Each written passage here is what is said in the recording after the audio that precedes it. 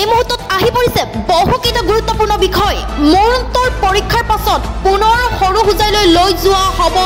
অহা কাইলৈ 7:30 বজাত জুবিন গাৰ্গৰ পুনৰ মৰণোত্তৰ পৰীক্ষা হ'ব মৰণোত্তৰ পৰীক্ষাৰ পৰা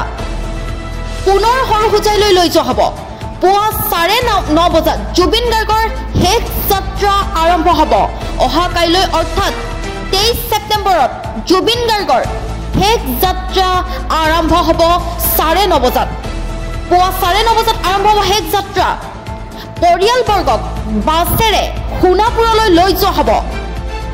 সীমিত সংখ্যক ভিআইপি উপস্থিত থাকিব অন্তিম যাত্ৰাত সাধাৰণ লোকৰ দৰে ভিআইপিয়ে অংশ ল'ব অন্তিম যাত্ৰাত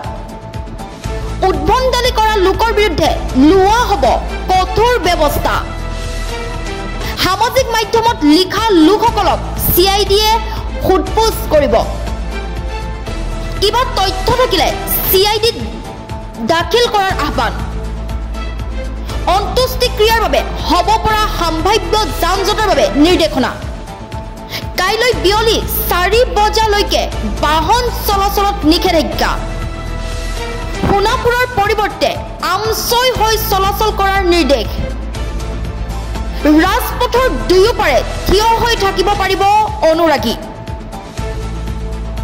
হয় এই মুহূৰ্তত আহি পৰিছে বহুকেইটা গুৰুত্বপূৰ্ণ বিষয় অহা কাইলৈ জুবিন গাৰ্গৰ পুনৰবাৰ মৰণোত্তৰ পৰীক্ষা হ'ব 7:30 বজাত জিএমচিএইচলৈ লৈ যোৱা হ'ব 7:30 বজাতে আৰম্ভ হ'ব মৰণোত্তৰ পৰীক্ষা আৰু পুৱা 9:30 বজাত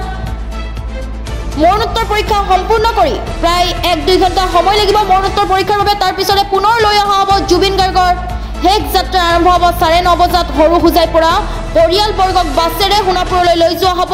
সীমিত সংখ্যক ভিআইপি উপস্থিত থাকিব অন্তিম যাত্ৰাত সাধাৰণ লোকৰ দৰে ভিআইপিয়ে অংশ ল'ব অন্তিম যাত্ৰাত উদ্ভণ্ডালি কৰা লোকৰ বিৰুদ্ধে লোৱা হ'ব কঠোৰ ব্যৱস্থা কিবা তথ্য থাকিলে চিআইডিত দাখিল কৰাৰ আহ্বান জনাইছে অন্ত্যেষ্টিক্ৰিয়াৰ বাবে হ'ব পৰা সম্ভাৱ্য যান-জঁটৰ বাবে নিৰ্দেশনা আহি পৰিছে কাইলৈ বিয়লি 4 বজালৈকে বাহন চলাচলত নিষেধাজ্ঞা দিয়া হৈছে সোণাপুৰৰ পৰিৱৰ্তে আমছৈ হৈ চলাচল কৰাৰ নিৰ্দেশ ৰাজপথৰ দুয়োপাৰে থিয় হৈ থাকিব পাৰিব অনুৰাগী তাৰ পিছৰটো খবৰ লৈ আহিছো দুটাকৈ নাম সংযোজিত হৈছে এজাহাৰত হয় দুটাকৈ আৰু নাম সংযোজিত হৈছে এজাহাৰত সঞ্জীৱ নাৰায়ণ আৰু শেখৰ জ্যোতি গোস্বামীৰ নাম অন্তৰ্ভুক্ত কৰা হৈছে এজাহাৰত সিদ্ধাৰ্থ শৰ্মা আৰু শ্যামকানু মহন্তৰ উপৰিও আৰু দুজনকৈ লোকৰ নাম এতিয়া সাঙুৰ খাইছে এজাহাৰত সঞ্জীৱ নাৰায়ণ আৰু শেখৰ জ্যোতি গোস্বামীৰ নাম অন্তৰ্ভুক্ত কৰা হৈছে এজাহাৰত জাতীয় নাৰী বাহিনীয়ে দিছিল এই এজাহাৰ